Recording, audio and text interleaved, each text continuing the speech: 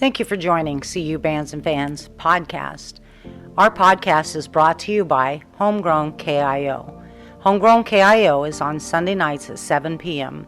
It is a stellar show featuring the great songs that have come from bands originating in Champaign-Urbana.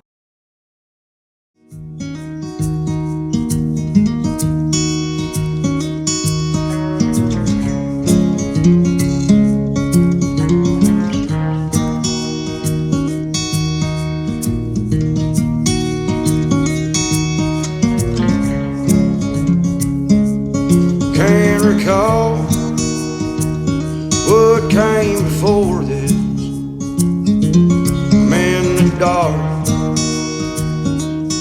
What comes next?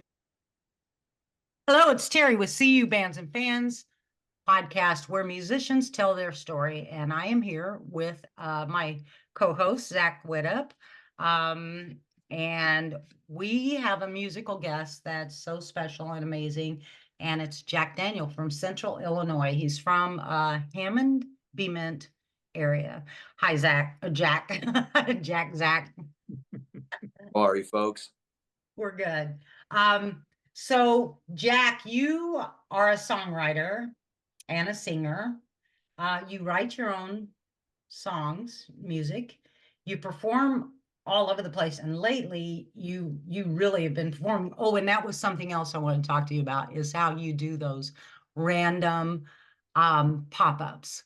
Oh, the impromptu. Yeah, don't forget, because I want to talk about that. But I wanted to start off with you, because on your website that I was on, which we will have the link on this podcast, you said that your dad was your inspiration.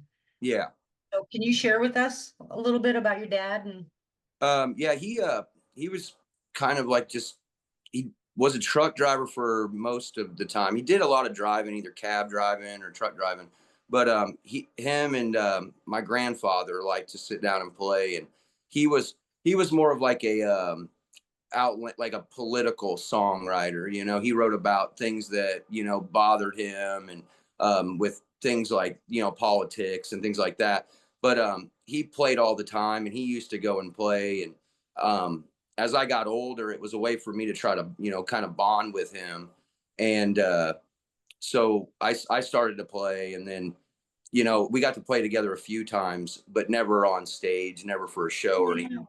But and then after he passed away, I just kind of took over and decided that I want to continue doing what he's passionate about. And so now it's just kind of become my passion as well. yeah, and it shows. How long ago did he pass away, Jack? 5 years ago, about 5-6 years ago.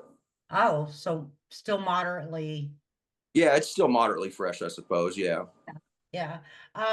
Well, a hell of an inspiration, because you have put out some really amazing songs that are your lyrics are just truly meaningful and deep, and I can't say enough, especially about this newest release that you have out called Thinking Back. Yeah.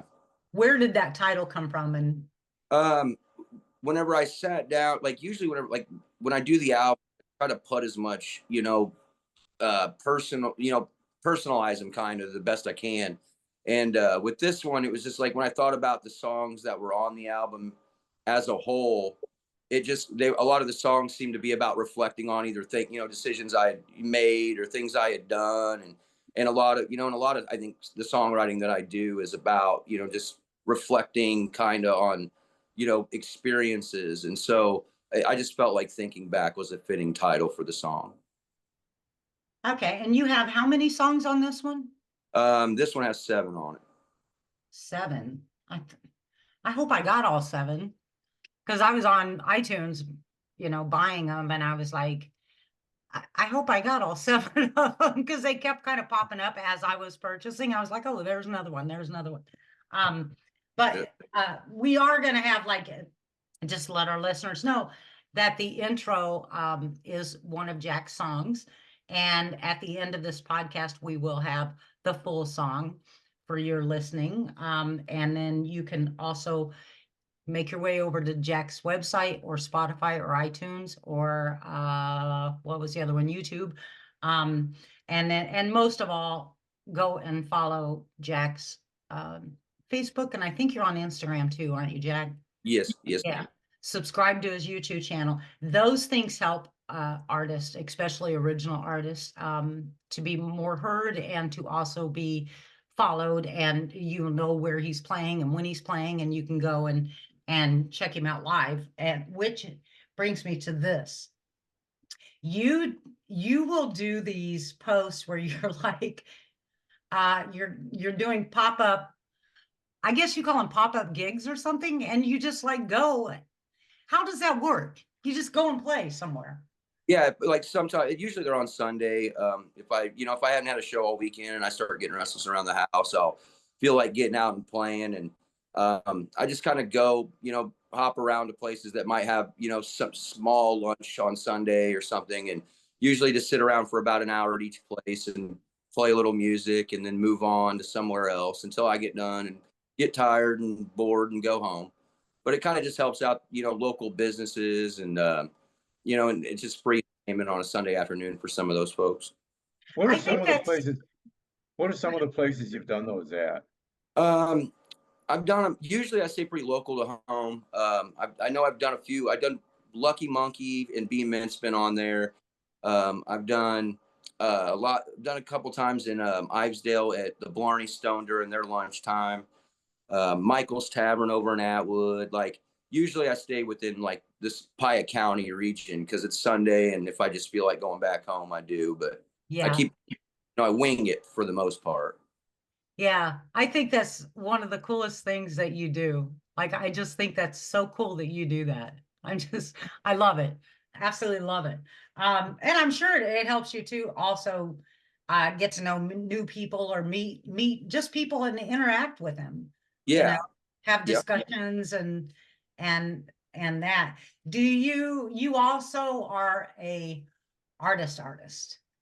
Like you're you're a pretty cool artist.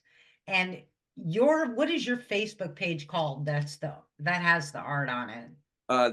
It's just Jack Daniel Creativity. Okay. And I'll have that link also, because you've got some pretty incredible art and you sell your art, right? Do you Yeah, sell? most of it. Yeah, most of it. And also, what about merch? Most of that is I usually keep around a lot of it's handmade stuff like paintings. Usually I try to do like paintings of stuff that's related to the music or one of the songs or but usually most of my merch is either handmade or like the t-shirts I get, like the designs are usually something I've done. Um, I try to do like canvas paintings and then I sell those at shows. Um, because it's I'll do it like one of a kind and then I'll take the picture of it and put it on a shirt, that way the person that purchased it knows that feels good that they've got like the original copy of it, of the image. Yeah, that's cool. That's like your music. It's just original and it's you, you know, Yeah. it's all you. Where did your creativity for art come from? I was talking to my brother about that earlier. I think that when I was a kid, my mom was pretty strict on us not having video games, things like that. So a lot of my time as a child, I spent occupied drawing, just being as creative as I possibly could to entertain myself. And then, but like I've got like my mom's side of the family has a little bit of artistic talent, and my dad's side had a lot more music talent, but my was also a painter too. But Well, it's just accumulative, from here.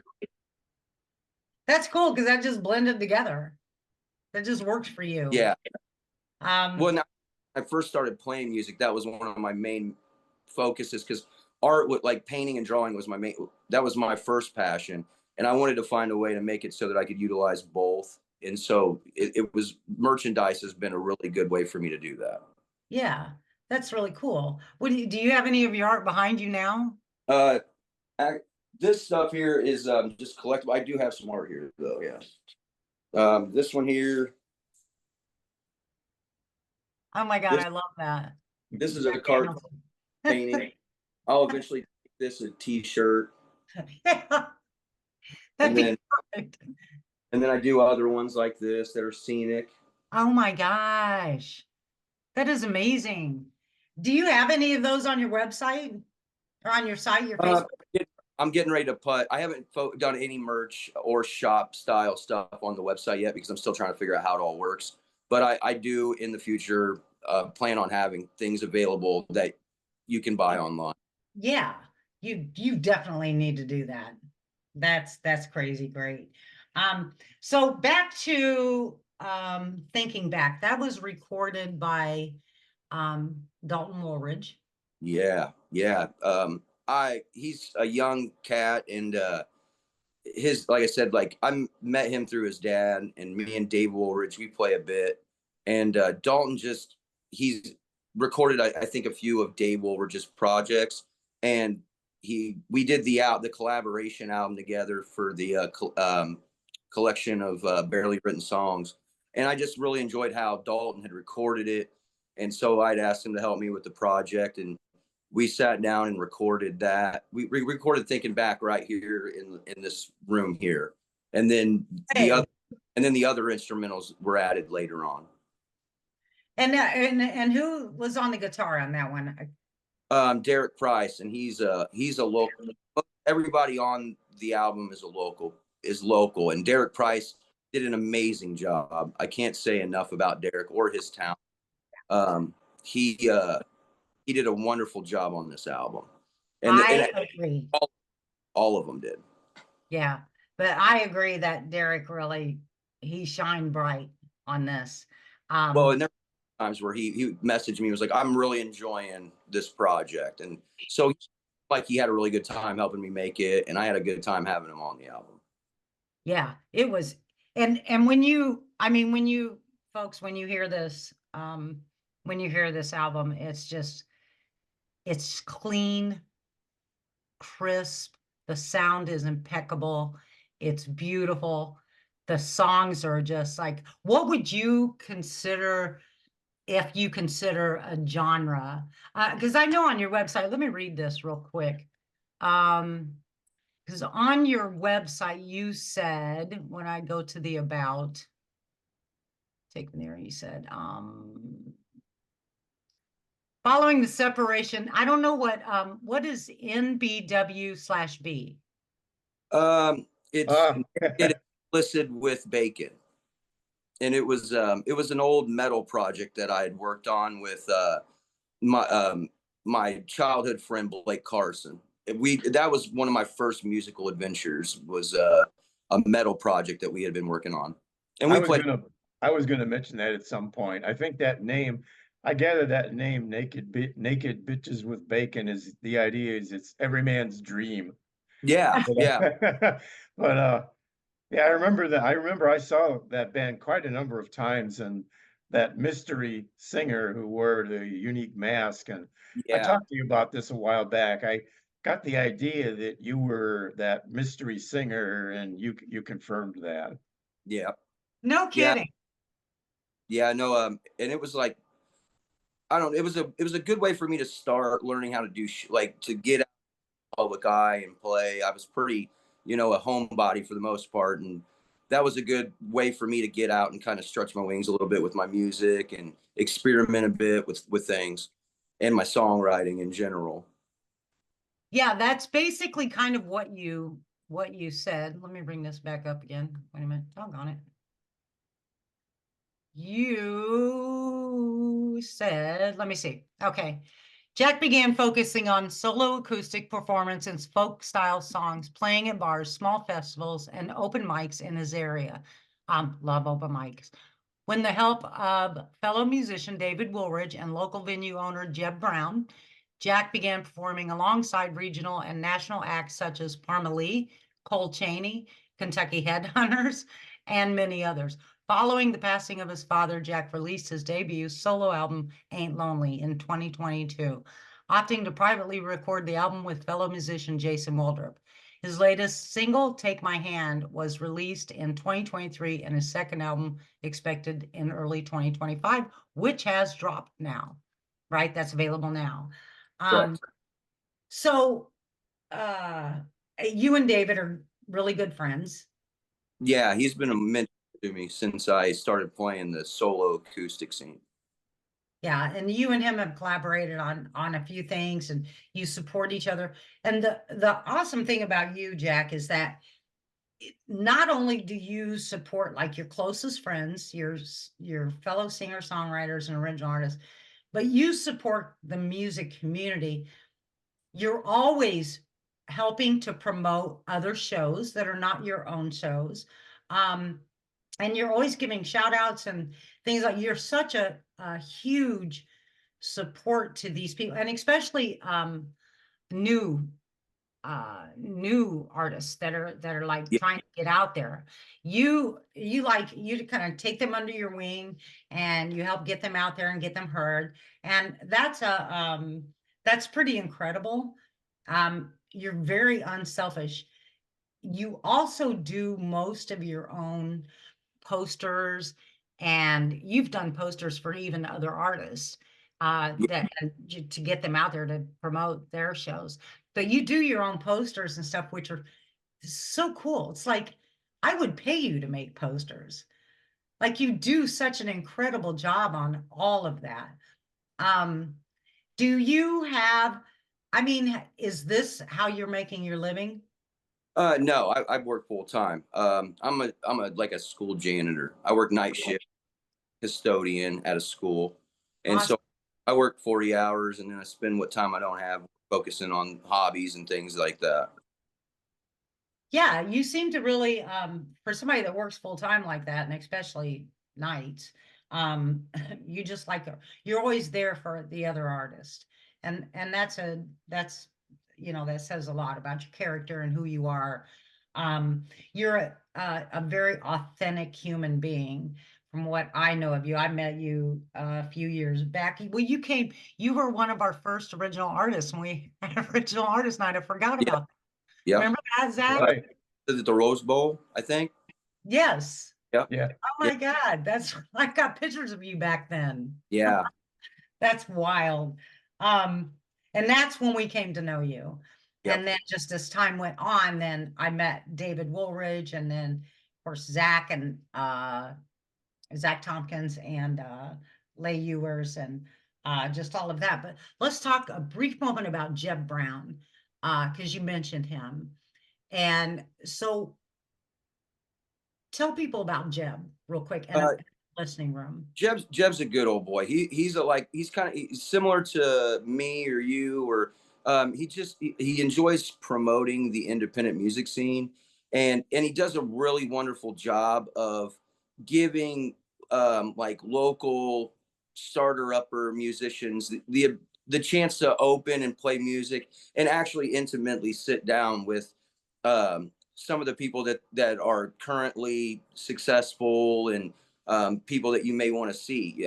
He does an amazing job. He runs the Backroom Listening Lounge out of Riverton, and he has it's like a liquor store up front, and then a music venue in the back, and he struggles all the time with like music licensing and things like that, but Yeah. a lot of what he does is great for us. He promotes us, he supports us, he gives us the opportunity to play with folks that in an intimate setting where it's not a tavern or a loud restaurant.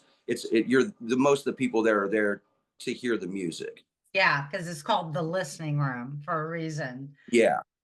And so let me ask you something about his music, because it's mostly original music, isn't it?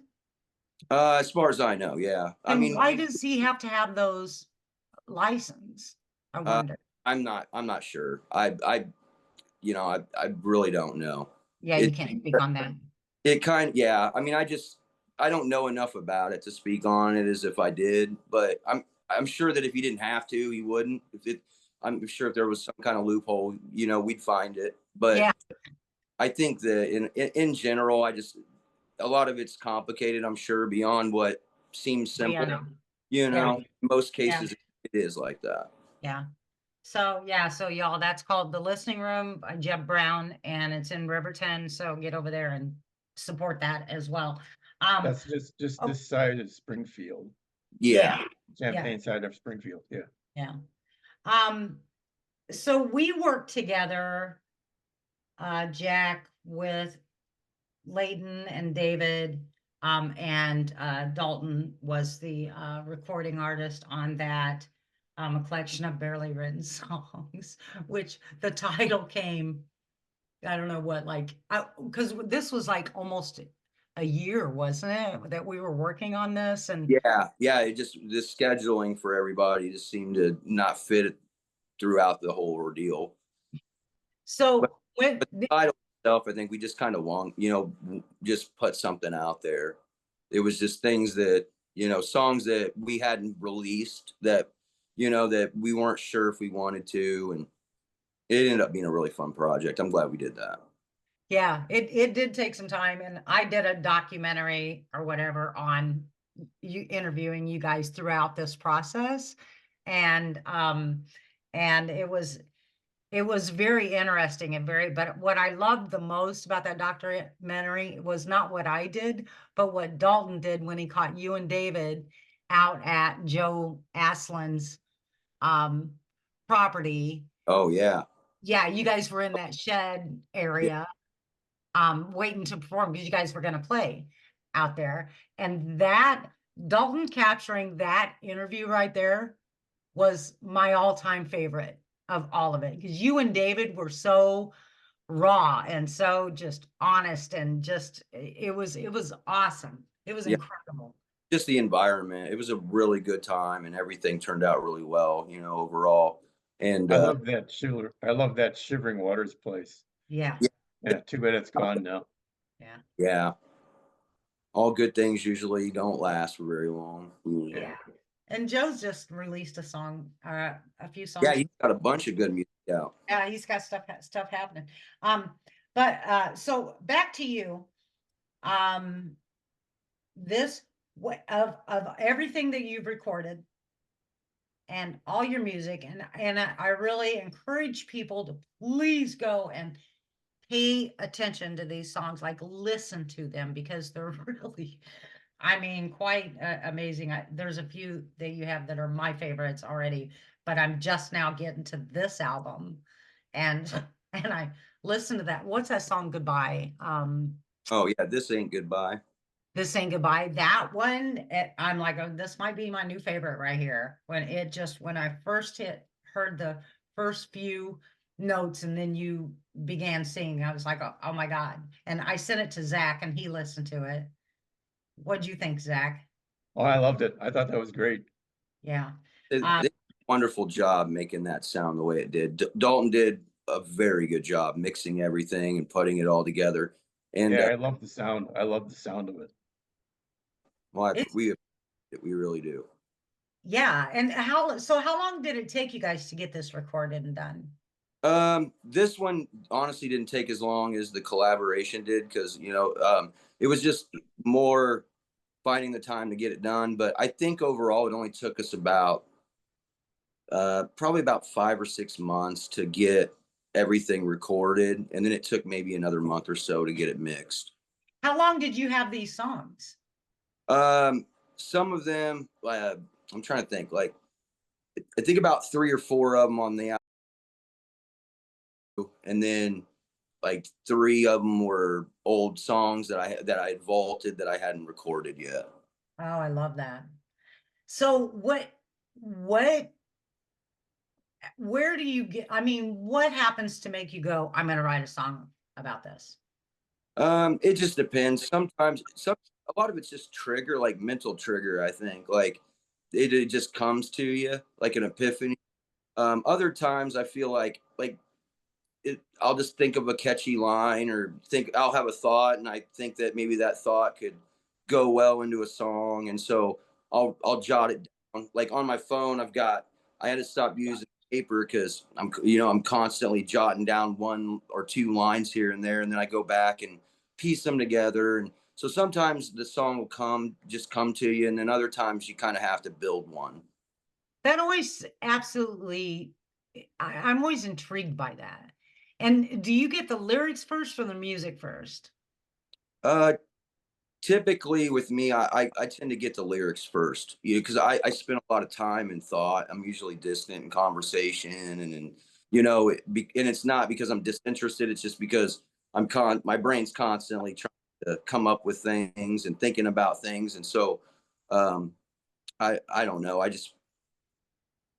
It's just it's kind of a curse almost, sometimes.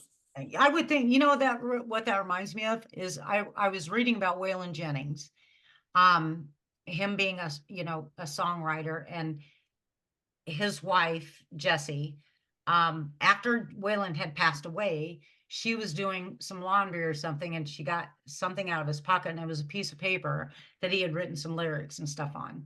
She said he was constantly doing that. And Yeah, he that's, off. yeah, so that's got to be a songwriter's like biggest blessing and also somewhat of a curse. Um, we've got 10 minutes here. So I just think that that your most recent work is brilliant. I still favor the song, I suppose. I This just would be a very popular song. So real quick to answer that question that I asked, and then we went like in a whole different direction, was what do you consider your genre now, or do you Oh, consider a genre? I try not to think about it too much. Sometimes I'd like to place it somewhere, but I think that it's so like Americana. It's just a mix of things. That But was my thought. Yeah, Americana. Yeah. yeah, and it's just I don't like to genre my own music.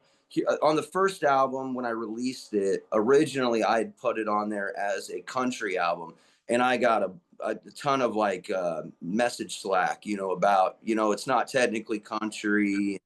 So I think that after a while I just kind of gave up on trying myself to put it into a genre. I feel like some songs probably fall into different categories, but so I try not to label it really.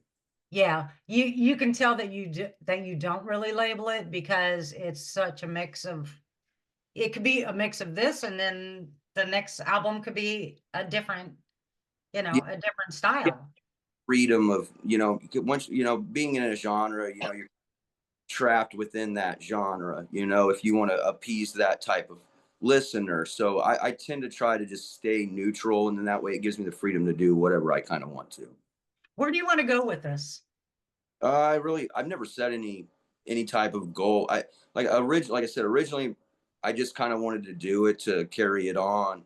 Um, but I mean, I think my main goal is just to see how far I can get it, like how far I can go with it, or, what it brings. I mean, it may fizzle out and burn out, and, I may run out of songs, or, but I just kind of feel like I'll just push the envelope as far as I can and hope for the best.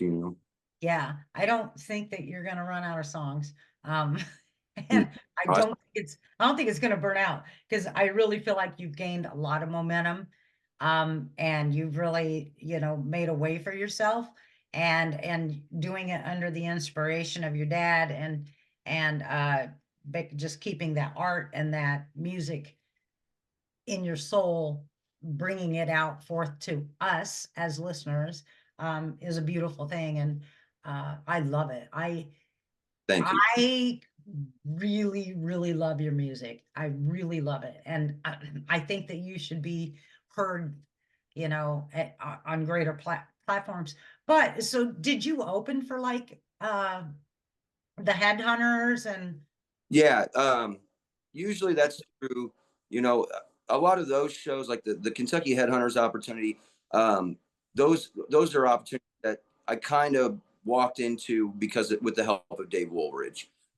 He had introduced me to some folks that do bookings for things like that, and I was able to open up for him. And then again, some of them like Cole Chaney, I was able to open up for him through Jeb Brown. So I mean, a lot of it just comes from the people that I've gotten to spend my time hanging out with. yeah, the connections. Yeah. But see, that's that other putting you forward, and you put other people forward, and then they're putting you forward, and that's how it works. And I hope to put you forward at the city center for who is that guy that's coming that you Oh, well, there's Creed Fisher, and then I think Yeah, as soon as that was announced, my message box started going ping, ping, ping, ping. I was like, well, who also is this? Martin was going to be playing too, and he's an excellent artist too. He's played at the Backroom Lounge and has hung out with Jeb Brown as well. Oh, no kidding. Cool. Well, Jack, it's been amazing talking to you. And we'll put all the links and we'll also have the song on attached here. But yeah, this is I just feel like what you just had put out is probably your best yet. Thank It's you. so good. It's so good, everybody. Get up there, buy that music and buy that merch and head on over and check out the art that Jack does because it's incredible. You're gonna love it. So thank you so much, Jack, for spending time with us. You're Yeah, very thank you. Thank you, Zach. Yeah. Hang in there for a minute when we get done recording, okay? Okay.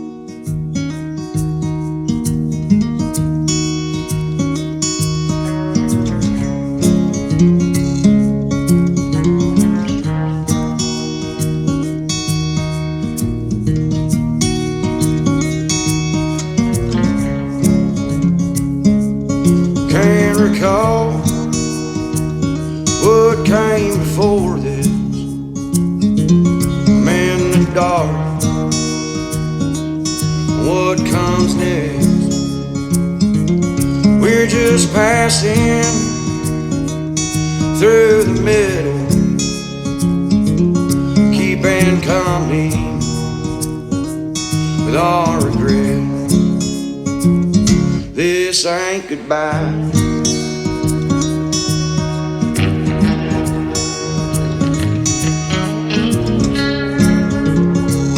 This ain't goodbye.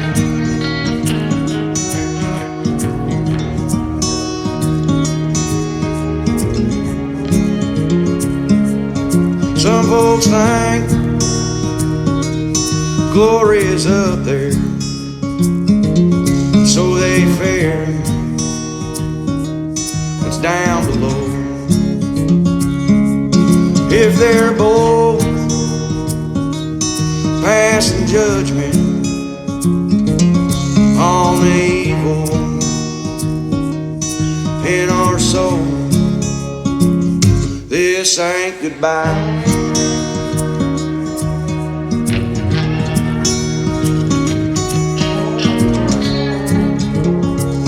This ain't goodbye.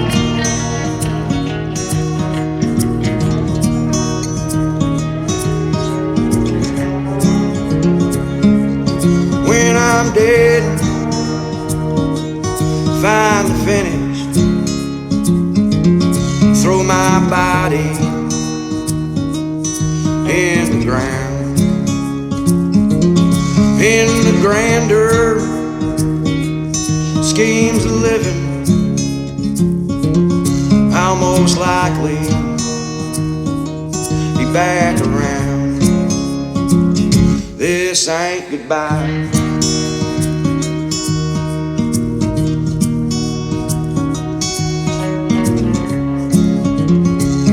This ain't goodbye.